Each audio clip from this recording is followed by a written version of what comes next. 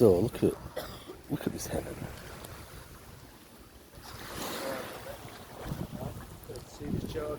There's a couple of things you need to understand here. Right. As you walk along this beach, this is Koh Klong Beach, Koh Chang. It's regarded as one of the quietest. What you'll notice is there's no music playing. It's just super chill. Right. Which is fine because once you've got your headphones, put your own music on. Right. This is where it gets better. This is what you don't realise at first. You feel all nervous. You don't need to feel nervous at all. You walk down this beach, right, especially when it's quiet, all these beds like this, all them chairs, they're all free. Just park yourself wherever you feel. Even that hammock there. I'm going to have a go on that in a bit. Just go wherever you want. As long as you buy a beer. And hopefully, you know, they're just hoping you buy loads more. Park yourself wherever you like. And that's what I didn't realise at first. I was like, oh, can I sit there? Can I not sit there? You're alright. Especially if there's two of you. You'll be absolutely bulletproof.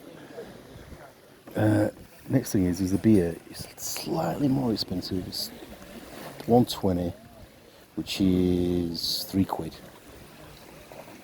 So what? I'm going to do the old Samsung trick in a minute. Get a beer and a Samsung at the same time. Another thing I wanted to just mention. This is going to sound and I know you won't believe me, and I could be wrong. Everyone always tells me I'm wrong, but the sun feels right. You won't believe this. The sun feels really mellow. It's not burning me. It's just nice. It's like kissing your skin. Whereas I remember back in England when we got some sun, it was like really burny. Shitty, too hot. And I know that sounds weird because England is not renowned for its burning sun, but it was like white, wasn't it? It was like a white sun. Mind you, that's kind of white as well. But I'm just going to put it out there. Maybe because it's the winter here, and maybe the sun's a little bit too far away. It's just nice. I've not had any sunburn. Look how brown I am. I've not had any sunburn. Now, admittedly, I went on the sunbed before I came over here. But I was like Casper the Ghost, man. I was so white, it was fucking disgraceful. You needed like sunglasses to look at my legs. They were that white. They were like milk buckles. So yeah, that's a controversial thing. I'm not going to die on that hill. But I think that sun is not like... You can sit out in it. I'm just ligging out. I've been ligging out for a couple of hours now. I feel great. Don't feel burning. Just feel great. So yeah, that's that. So you've got beer on tap. You've got comfy beds on tap. You've got that view. And they serve food here, which is the food same as everywhere else, but the food's decent enough. They have cocktails here, but they're £5.50 for a cocktail, so I'm not going to bother. When I come back with loads of money, I'll be hitting those cocktails hard. But I'm on a budget, especially if I've only got a few days left. Time. And so the last thing is that in a minute I'm gonna skin up a marijuana. Just gonna have a split here. Look, there's an ashtray there. Nobody will give a flying F. Even if there's kids around, nobody will care at all. In fact, there's people around me now smoking stuff. And it just highlights. I mean, the fact that you know what really grinds my gears. Like in England now, there's like an anti-smoking thing. It's been going on since whenever. When it's been going on since 9/11. never mind about that. The whole, the whole, the government can tell you what to do is retarded. They won't put up with it here. They'd be like, oh, government telling us not to. No, actually, that's not true because whatever the government says here, the Thai people do. They are loyal. But that's probably because the government's kind of on the people's side. I don't know. I don't know enough about the country.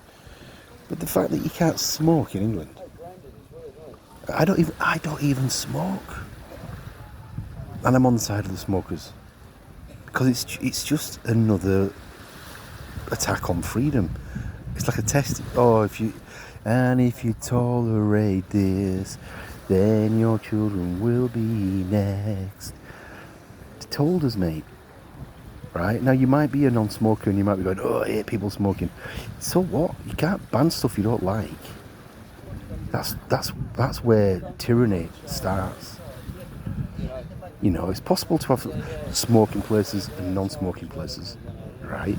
But they couldn't do that because they knew for a fact that the smoking places would outperform the non-smoking places. So they had to ban it outright. You know, these are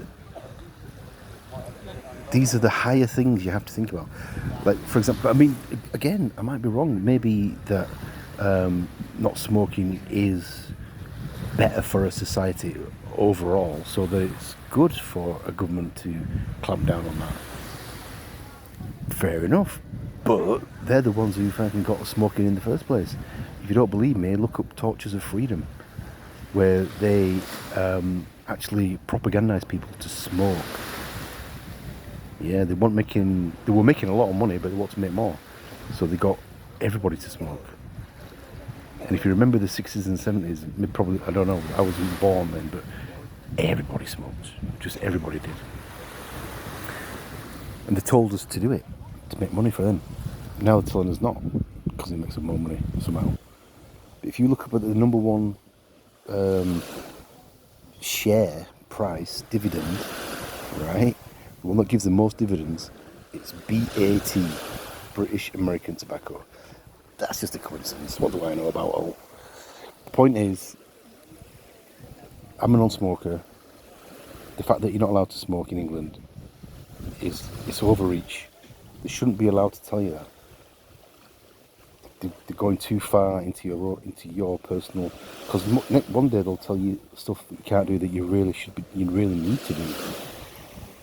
For example, like homeschooling or eating the correct foods. They'll say, no, you're not allowed to do that.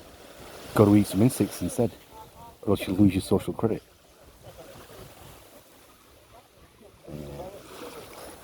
Anyway, I'm waffling now. Probably won't post this video. I went a bit too far with that. Peace with you.